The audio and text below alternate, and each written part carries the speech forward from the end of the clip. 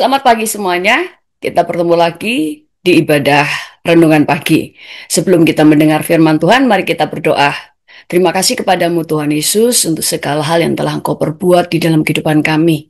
Kami telah kami telah banyak menerima yang baik daripada Tuhan. Itu sebabnya Tuhan, hari ini kami datang, kami mau mendengar suara-Mu. Berbicaralah kepada kami, dan kami siap untuk mendengar. Kami siap diajar, kami siap dipimpin. Dalam nama Tuhan Yesus, haleluya. Amin. Firman Tuhan hari ini adalah kesuksesan seseorang. Salah satunya ditentukan bagaimana dia tahu berterima kasih, tahu membalas budi, dan tahu mengingat kebaikan orang lain.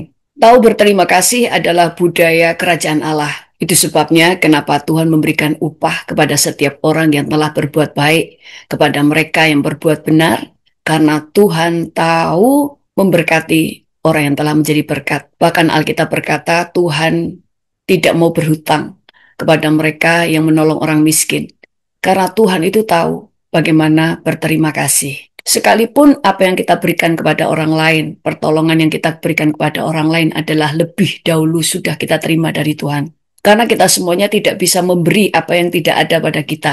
Dan apa yang ada pada kita semuanya adalah yang telah kita terima dari Tuhan. Bahkan Tuhan memberikan mahkota, memberikan upah kepada orang-orang yang setia kepadanya. Bahkan Alkitab juga berkata bahwa Tuhan tidak mau berhutang. Tuhan akan membayar lunas semua yang kita berikan kepada orang miskin. Pada waktu kita menolong orang miskin, Tuhan akan memberikan janjinya untuk memberikan kita berkat melebihi apa yang kita telah berikan kepada orang lain. Dan Tuhan tidak akan pernah berhutang, tetapi Dia akan membalas apa yang kita lakukan. Nah, ini adalah budaya kerajaan Allah. Tahu berterima kasih.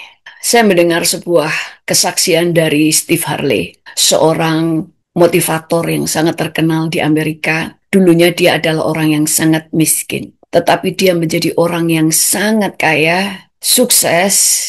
Dalam kesuksesannya, dia sering bersaksi bagaimana Tuhan telah mengangkat dia. Dia selalu dengan bangga menyatakan imannya sebagai anak Tuhan Yesus. Dia percaya kepada Yesus. Tetapi selain itu, dia selalu menceritakan orang-orang yang telah menolong dia. Suatu saat dia berkata bahwa dia sangat berterima kasih dengan seseorang. Dia umumkan di hadapan umum, di acara live televisi. Dia berkata pada waktu dia struggle dalam keuangan, dia tidak punya uang sama sekali. Tetapi dia ditolong oleh seseorang yang punya toko furniture di Cleveland. Dia sebutin kotanya. Orang ini memberikan kontrak pertama kepada Steve Harley di perusahaan pembersih karpet. Bahkan pada waktu dia harus mengadakan perjalanan, karena dia pada waktu itu pertama menjadi seorang pelawak, dia tidak punya uang, dia membutuhkan 11.000 US dollar. Tetapi orang itu menolong Steve Harvey. Dan orang ini memberikan uangnya untuk Steve Harvey. Dan di hadapan banyak orang, di acara televisi, Steve Harvey memampang, menunjukkan foto orang yang menolong dia, dan dia berkata, "Hey man, aku sekarang menjadi orang yang kaya. Aku sekarang sudah punya banyak uang. Sudah bertahun-tahun aku mencari kamu untuk berterima kasih."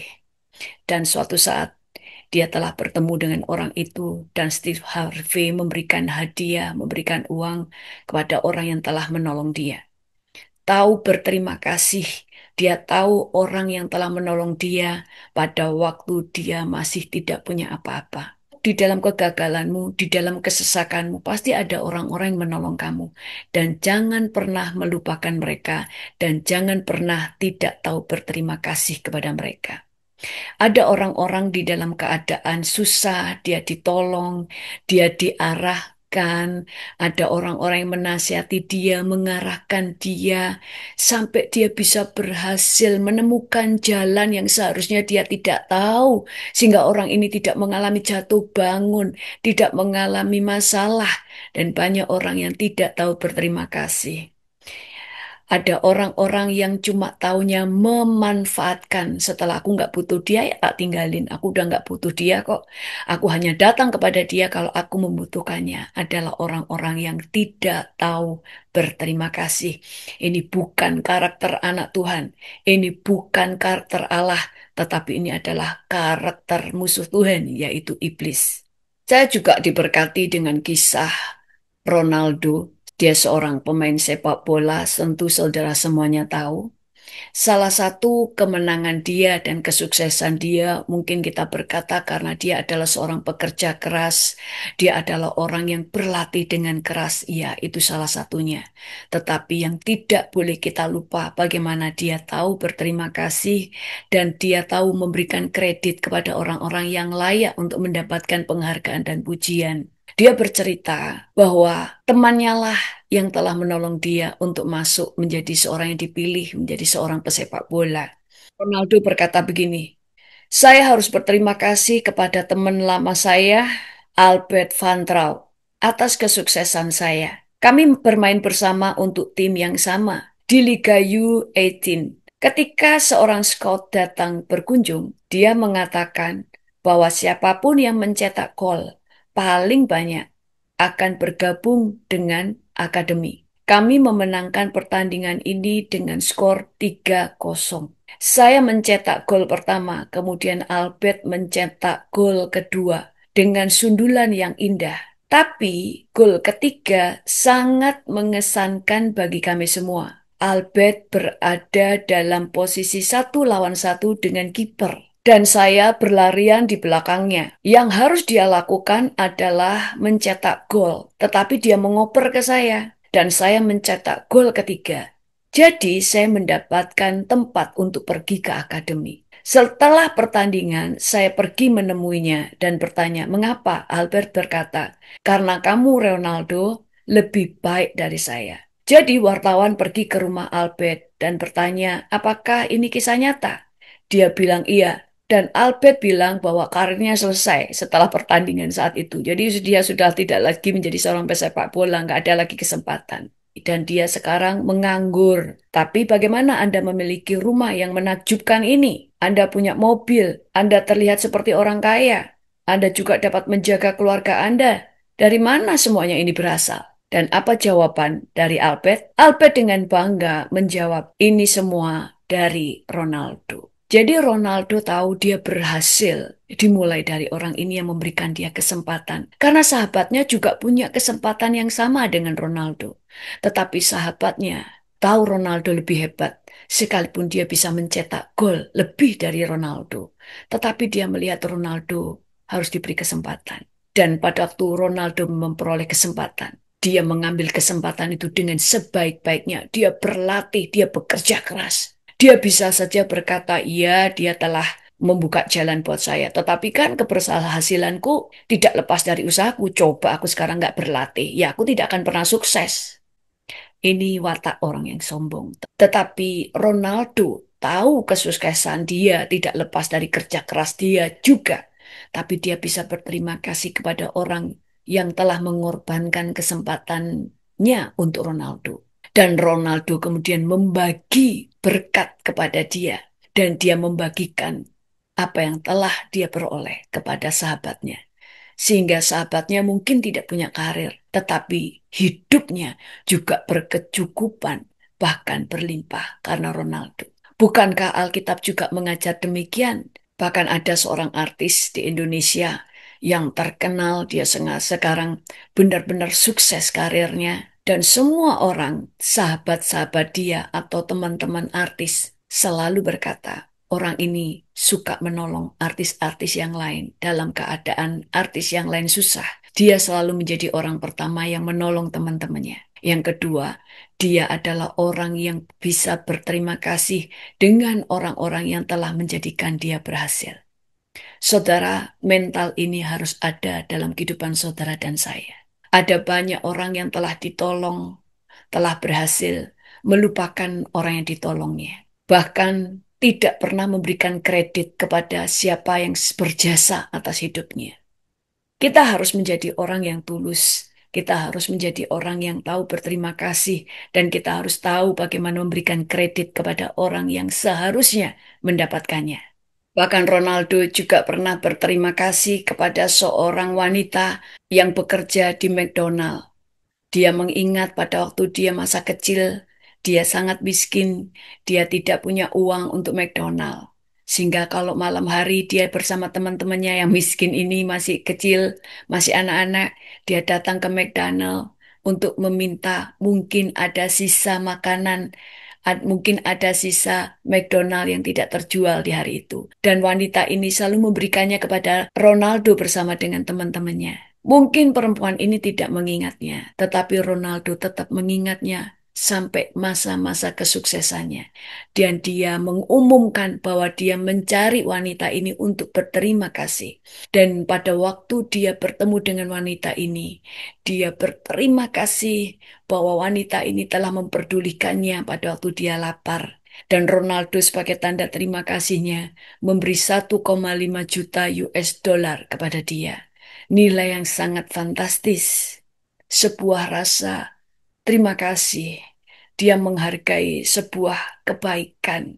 Dan orang-orang yang seperti ini tentu ada banyak orang yang mendoakannya.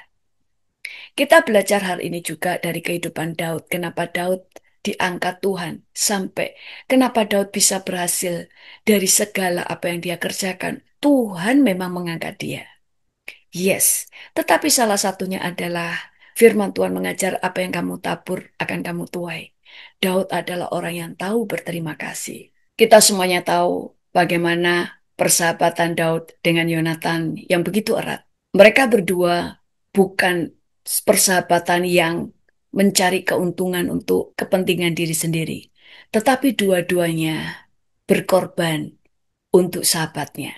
Bagi mereka berdua, sahabatnya lebih utama dari dirinya sendiri. Diceritakan di Alkitab bagaimana Yonatan mengasihi Daud seperti mengasihi dirinya sendiri. Ketika ayahnya ingin membunuh Daud berkali-kali, Yonatanlah yang menyelamatkan Daud dari kejahatan bapaknya sendiri. Sekalipun dia berkali-kali menolong Daud, tetapi tidak menjadikan dia seorang pemberontak kepada ayahnya. Dia tetap menghormati ayahnya. Itu sebabnya dia sekalipun tahu bapaknya jahat, dia tidak meninggalkan bapaknya, tetapi dia tetap menolong Daud dari pembunuhan yang akan dilakukan oleh bapaknya. Yonatan dan Daud pernah mengikat sebuah perjanjian. Yonatan berjanji bahwa dia akan menjadikan Daud sahabatnya sampai selama-lamanya. Bagaimana dia akan mengasihi dan melindungi Daud.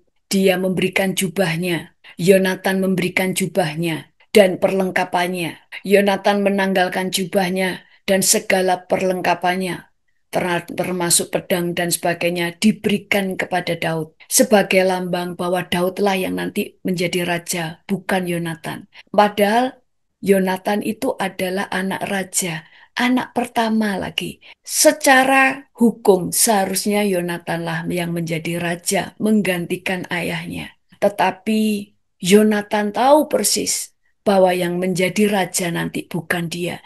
Dia tidak iri hati, malah memberikan jubah dan segala perlengkapannya kepada Daud sebagai lambang dia itu percaya bahwa Daudlah yang akan menjadi raja, bukan dirinya.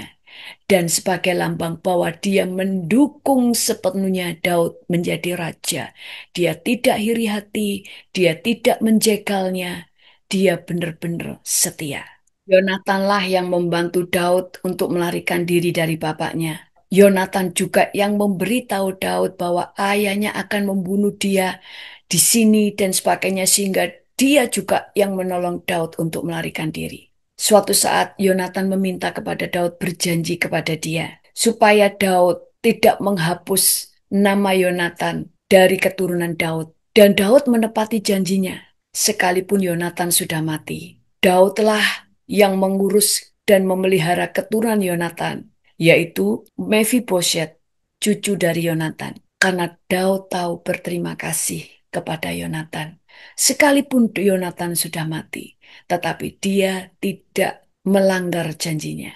Bahwa dia tidak akan menghapus nama Yonatan dari keturunan Daud. Dan Daud selama menjadi raja, dia tetap memelihara keturunan Yonatan. Dia tetap memelihara keluarga Yonatan dan keturunannya. Berbeda dengan Nabal.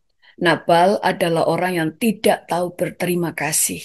Kita tahu Nabal adalah orang yang sangat kaya. Dia punya binatang peliharaan yang sangat banyak, budak-budaknya juga banyak.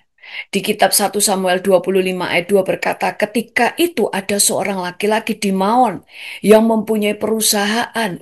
Punya perusahaan zaman dulu ya, di Karmel. Orang itu sangat kaya. Ia mempunyai 3.000 ekor domba dan 1.000 ekor kambing. Ia ada di Karmel pada pengguntingan bulu domba-dombanya. Suatu hari, Daud dalam pelariannya bersama dengan 600 tentaranya. Merekalah yang ikut menjaga ternak-ternak Nabal supaya tidak dicuri orang.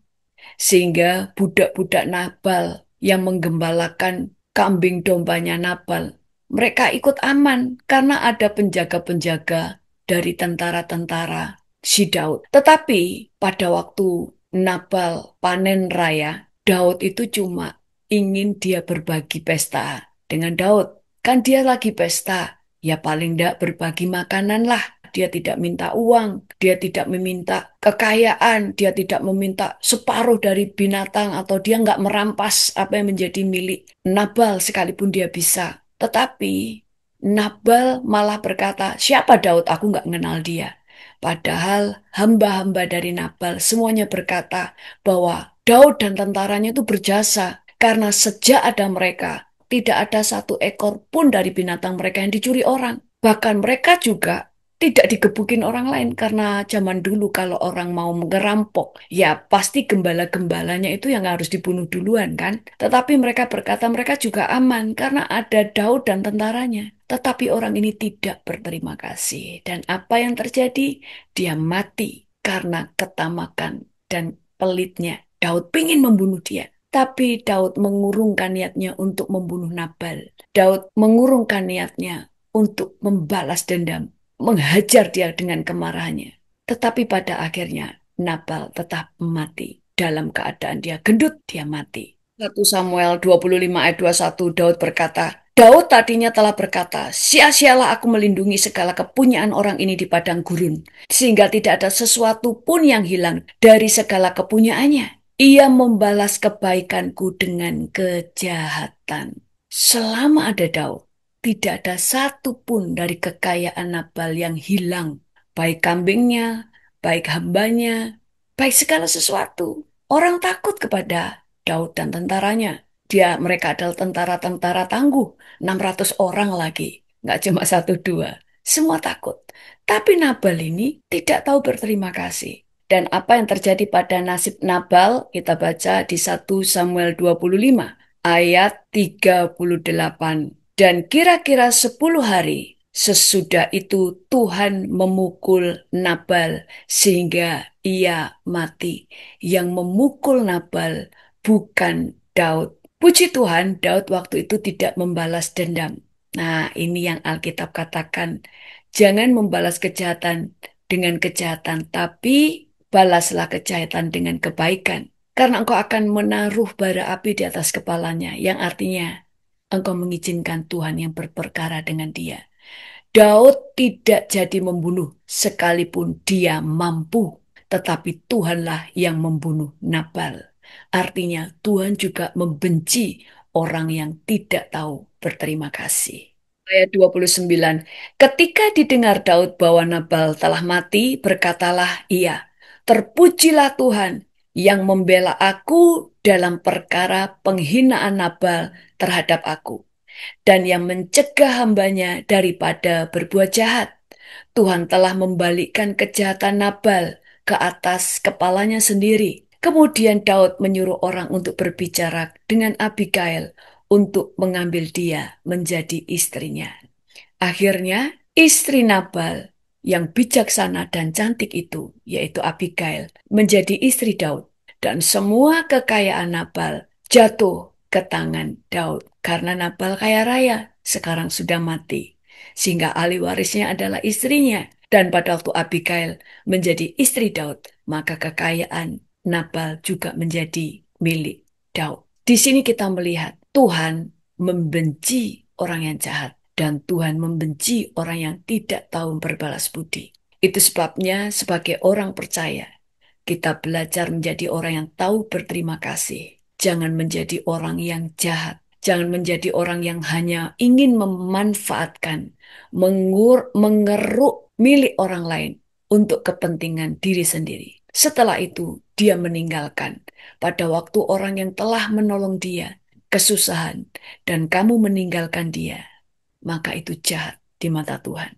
Orang yang tidak tahu membalas budi bagi Tuhan adalah kejahatan sih, tetapi lebih jahat lagi yang Alkitab berkata bahwa di dalam Amsal 17 ayat 13 berkata, siapa membalas kebaikan dengan kejahatan, kejahatan tidak akan menghindar dari tanahnya.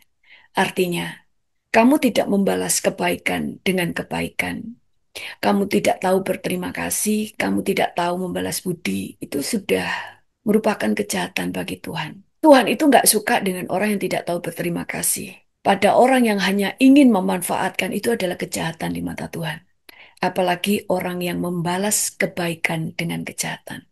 Kalau ada orang yang telah menolong kamu, telah berbuat baik kepadamu, jangan berbuat jahat kepada dia. Jangan berbuat jahat hanya gara-gara kamu tidak setuju dengan salah satu dari sifat dia. Kamu melupakan semua yang baik dari orang itu.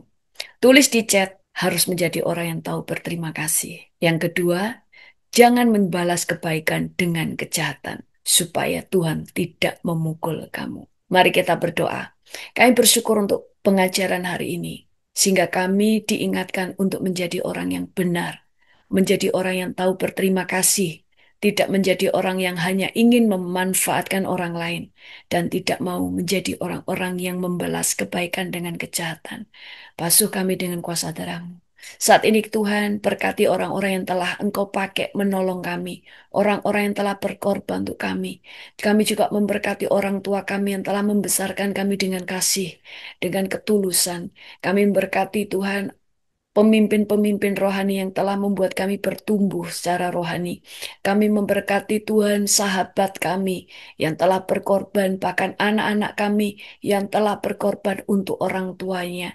Anak-anak kami yang telah menopang ekonomi keluarganya, menopang ekonomi orang tuanya, yang telah membiayai adik-adiknya. Tuhan, Kau memberkati mereka semuanya.